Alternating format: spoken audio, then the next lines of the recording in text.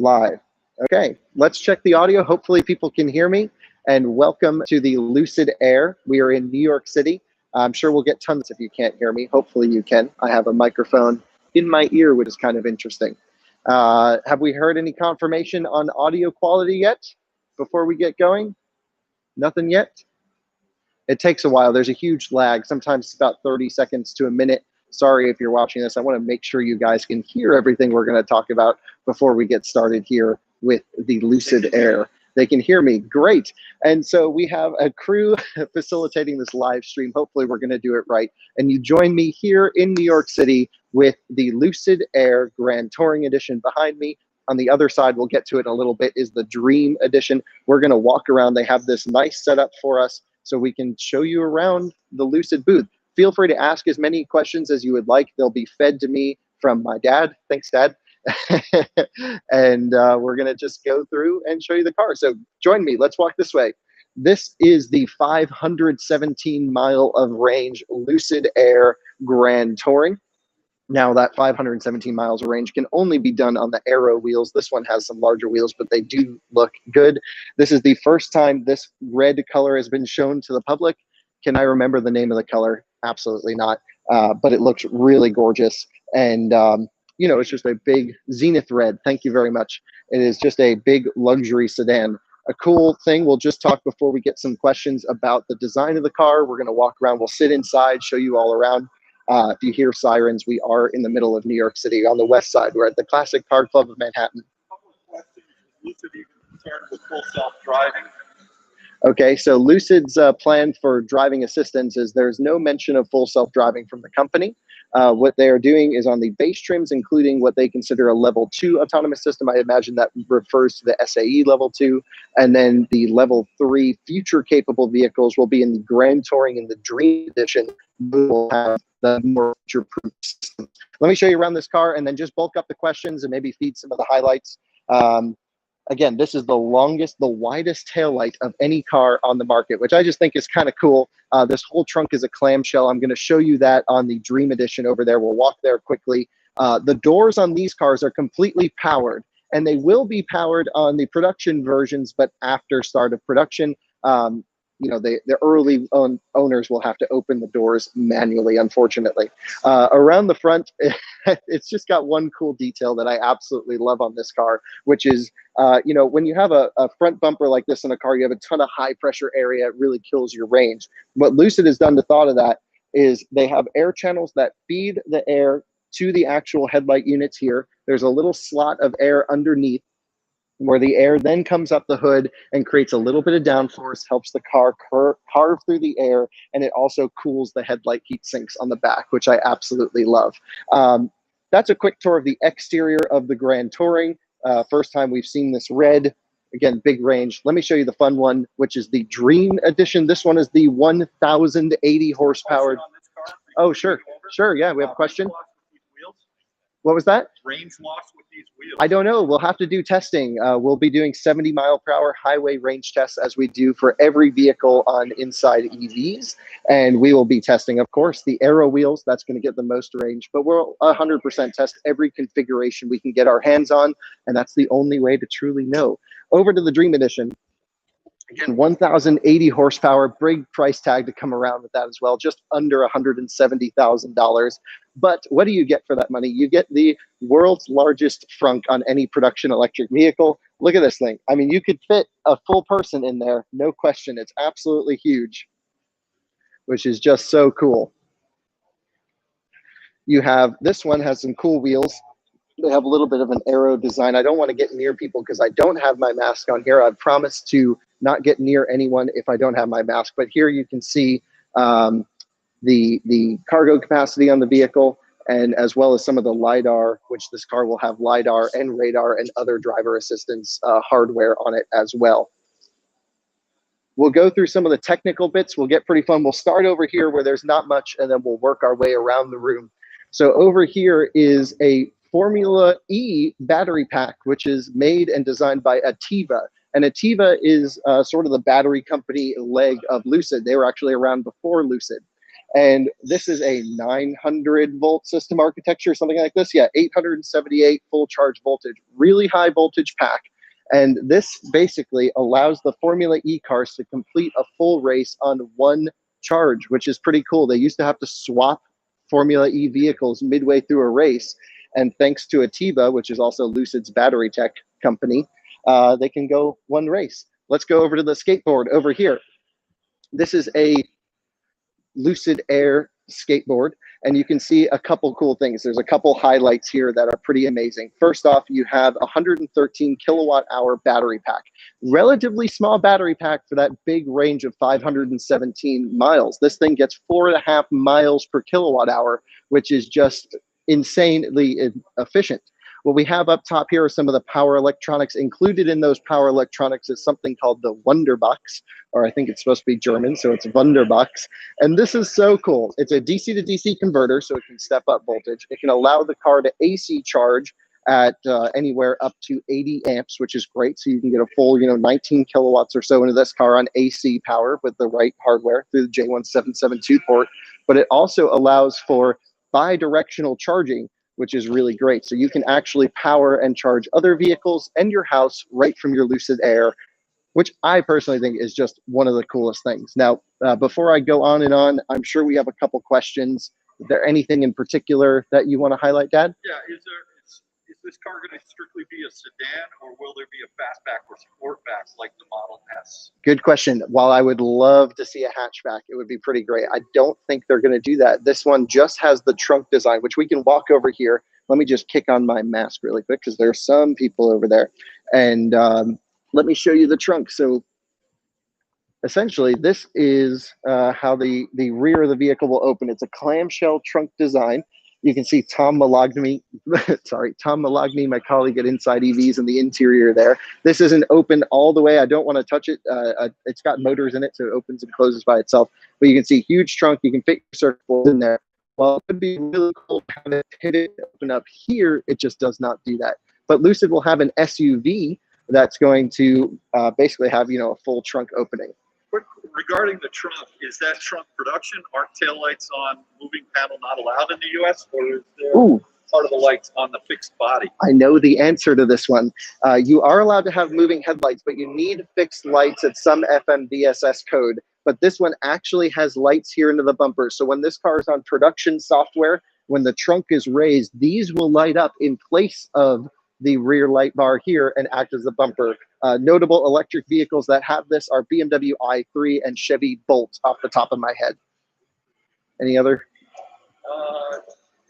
Talking about headroom, so maybe inside. Yeah, we'll sit in the car in a little bit. We actually can have the Grand Tour opened up for us. So maybe we should move over to the interior and we can show you some of that car. So let's walk over that way and see if we can get this. Would it be possible to open the interior of the Grand Touring, Luke? We were in it before, but I don't know where the guy with the key went. No problem if you can't find it. It's not a huge deal. We can always sit in the Dream Edition in a little bit. And we'll, of course, have full video tours on our out-of-spec review channels, as well as our Inside EVs. So we'll have, I already sat in this car, filmed on the interior bits, and it was really cool. But it looks like the Dream Edition behind us is just opened up. Let's take a look. Let's see. Could we open the driver's door and this back door here? Thank you so much. Also a question about whether or not it's being brought to the UK. Right. Well, I will see some of the global launch plans coming soon. Now, this is the guy who actually built this particular car, right? What was your name again? Michael. Michael basically built this car from the ground up with a small team, but you led this car? Yeah. Two of you? There's a senior team that did a lot of the cosmetics, and then there's a prototype team, a lot of the actual drivetrain power on. That's so cool. Well, congrats. It looks like it's really amazing. I mean, it's a car that you built by yourself. Yeah. I could not do that. Work, yeah. Right. I'm very good at breaking cars, but not so much at building them. All right. I'm going to have a seat inside of here. Thanks, Michael. Well, you get a couple of questions. Headroom, and also how are the materials inside compared to the Tesla Model S? Oh, good question. Let's find out about the headroom question. So here I go sitting inside. Seat is all the way down. Now, they did say these weren't final production seats, but headroom is good. I can have actually a full this length, whatever the width of my hand is, between myself and the glass roof up here. Obviously, the seat can go farther forward and back. The steering wheel can move somehow. I'm not sure exactly how. All of the screens here are in demo mode, so they're not actually functioning right now. But yeah, it feels pretty good. In terms of materials, the steering wheel is Alcantara. Personally, don't like that. I much prefer a non-Alcantara steering wheel. Yeah, this whole dash is Alcantara. The leather is a really fine grain, feels, natural leather in this particular car. Smells like leather. That's the one thing you notice. You can sniff it and yep, smells like leather. Now they'll also have animal-free interiors, which is great on some of the entry-level options like the Lucid Air. And maybe that's a good time to talk. Let's jump in the backseat really quick and try this out. And then we'll talk about some of the specs and trims. So this one has the entry-level backseat, which is not the executive reclining seat. So this is what I imagine most people will get.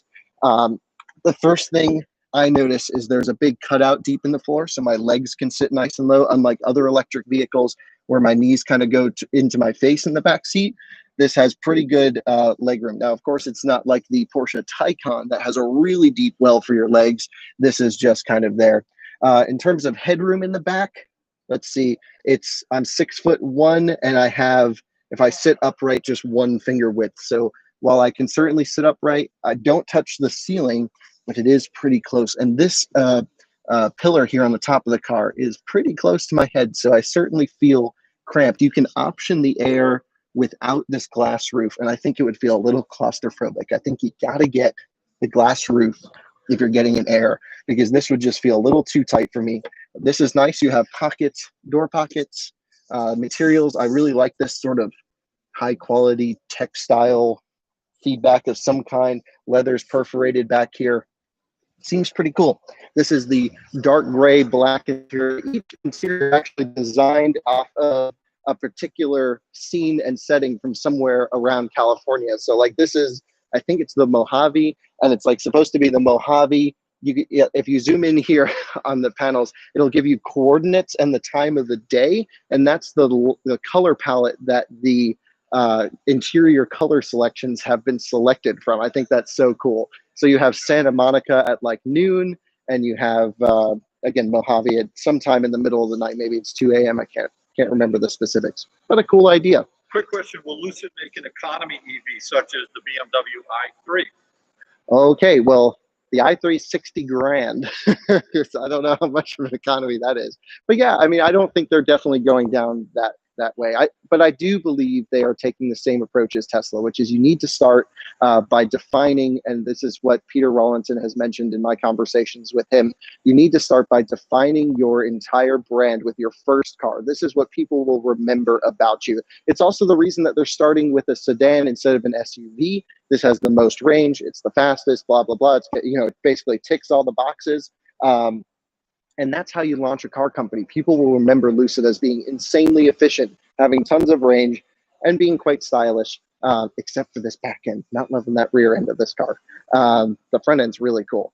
But, of course, the SUV, they'll probably sell 3 to 1. I'm not sure what they're projecting in terms of numbers. So, yeah, they'll start with those, and then we'll probably see them go down market from there. I think their goal is the same with everyone. They want to see as many people driving electric vehicles as possible.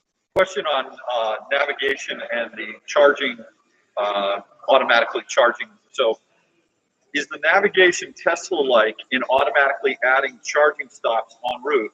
And does it show the current usage rate and how many open stations there are like Tesla as well? Yeah, this is a huge, huge thing. This is so needed in every electric vehicle other than Tesla. And up to this point, I think really Polestar is the only one that's come closest with their Google integrated UI. This car really needs something like that. I am sure they have it. I don't know. I can ask, and I will put it in the comments in the description to answer that question. I just don't want to say exactly. I don't know what their internal route planning is for this car, but I imagine they're taking a very holistic approach to this. They got to have something like that figured out, but it has to be good. It has to tell you real-time usage, how many cars are there, how many are available, and how long you need to stop and charge, and which station to plug in. These are all super important. and the battery pack needs to be preconditioned en route to the charging station so it can accept maximum power. Also, if you could just repeat my questions when I'm just. Oh, sure. They can't hear you. Got it. Sorry about that. You know, the question from Isaac Farm, will they have a backup so you can work on the track without pulling traction control modules? Yeah, I don't know. Our track. And hopefully that will be the case. We've seen shots, official manufacturer shots of this car, shredding tires, big drifts. I don't know what will make it into the production version, but if there is any way to turn off traction or stability control in the production version, we're going to do our best to figure it out, because how cool will it be having this massive car just doing full send skids everywhere? It's going to be great. Got anything else notable? When do you think you get a chance to review one on the road right now? Right, so reviews will start sometime around the spring, maybe just a little bit before. So we can't drive one today, unfortunately. It's a pouring, raining day in New York City. But since this area is opened up, let's walk over this way and we'll talk about some of the technical components. Now, this is the tri-motor back end of the Lucid Air, and that's a tri-motor system configuration. This is a two-motor back end. This has not been technically released yet. They've teased it. It's supposed to do a 9.24 second quarter mile, which is just blisteringly fast. And yeah, this, you know, their top spec, their Lucid Dream Edition has 1,080 horsepower. So how much does this have? 1,500, 1,600? We don't know, but it's going to be insane. And maybe you do know. And if you do know, comment below with the figures. What's that, gear ratios? Does that make sense? Yeah. Well, you'll have a. Well, this is just a single speed as far as I'm aware. The Taycan has a 2-speed transmission, but I'm pretty sure this is a single fixed gear all the way up to its top speed. And I was just talking to Lucid as well. They're doing some really cool things with this car, some cross-country drives, some things that are planned that are going to be very exciting. Another question on charging: is Lucid going to help Electrify America expand their charging network, or is it just a part? So is Lucid going to help Electrify America is the question. Yeah, they're definitely working together. I think my understanding is the manufacturers are leaving it up to Electrify America to build out the network, and then they are basically paying their way in, buying a contract with EA to get their cars on the charger. Now, any Lucid Air gets 3 years, and that's ordered around now. I think it'll end at some point. Gets 3 years of free unlimited charging at Electrify America to 100%. They specify to 100% because I suspect they'll start limiting how high you can charge your cars. Like the Porsche Taycan, you only get free 30-minute sessions, for example. They may say you only get free to 80% on certain cars, which makes sense for station throughput. Now, Tom over here is going to start shooting a segment on his channel, EV charging stations. But what you can see here is the Lucid Air battery pack in the skateboard. We were over there before. Again, so there is a question on the skateboard. Sure, the question image, on skateboard. The billboard next to the skateboard. Yeah. It looks like it has a multi-speed transmission. It's just someone is asking, and he was asking to double check. Oh, sure, we can double check. Let me go find Andrew's right over here. 1 second. You guys can take a tour around the Lucid Air. Timon, would you mind just filming the car? I'll go ask Andrew very briefly, and you'll hear the audio because you're in my ear. So. Andrew, sorry to bug you. It's a single reduction gear, right? It's not a shifting transmission. Okay, thank you. So we just have confirmation it is not a shifting transmission on this car as expected. It is just a single reduction gear.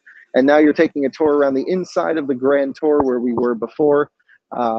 The Dream Edition has a different color interior, I believe. Let's just take a look really quick and see what this looks like.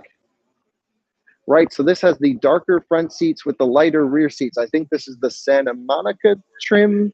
You can correct me if I'm wrong there. I'm not sure if you can see it through the glass. We could ask them to open up the doors. I don't want to break their power doors because I'm not sure how to operate them.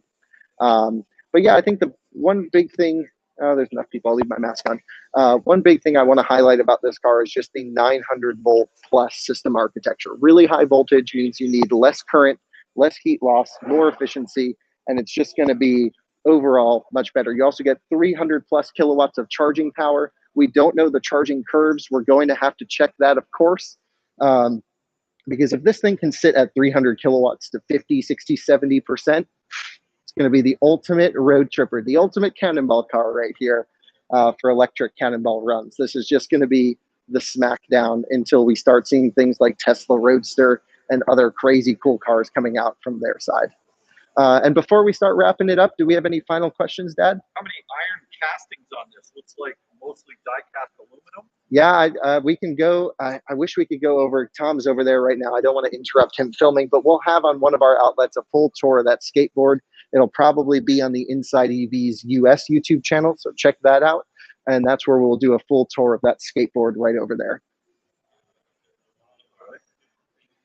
And I think we'll wrap it up from there. So thanks for joining us. One other quick question. Sure. One question. Included. Porsche Taycan charges extra for 150 kilowatt, 400 volt. Right. Charging. Base model tops out at 50 kilowatt on 400 volt. Sure. So what my dad is asking about now, or someone in the comments is asking, is how does the DC to DC booster, that 400 to 800 volt system charging power work on this car? That's what goes into the Wonder Box as well. You can plug into an older DC charger that's capped at 400 volts, for example. It will step up the voltage to 900 volts, whatever the battery pack is at, and allow you to charge. Even on some 800 or 1,000 volt chargers, if you're really getting the juice in there and you're really high up state of charge, that booster may actually need to even work on there. So there's no cap on the charging power. As far as we're aware, there's no limitation. Typically, 400 volt chargers can output more than 150 kilowatt, but he's absolutely correct about Porsche Taycan, where it comes standard with a 50 kilowatt DC to DC booster, and you pay more for a 150.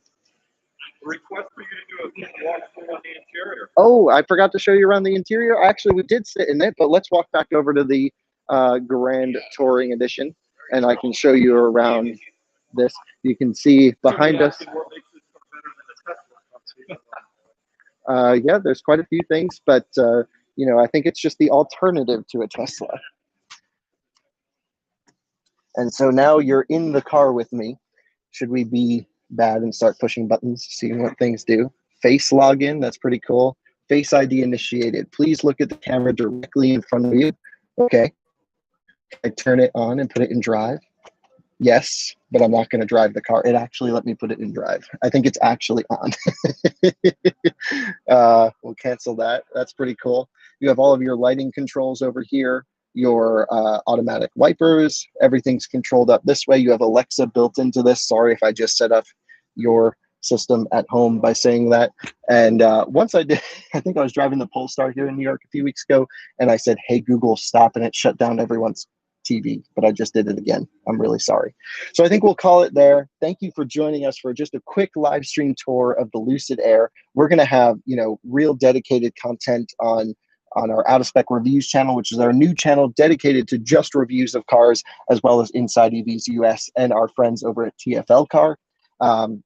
One thing I don't think we touched on that well in this video is pricing. I'm going to touch on it here at the end. The entry-level Lucid Air starts at $69,900 after the tax credit, and it goes all the way to about $169,900.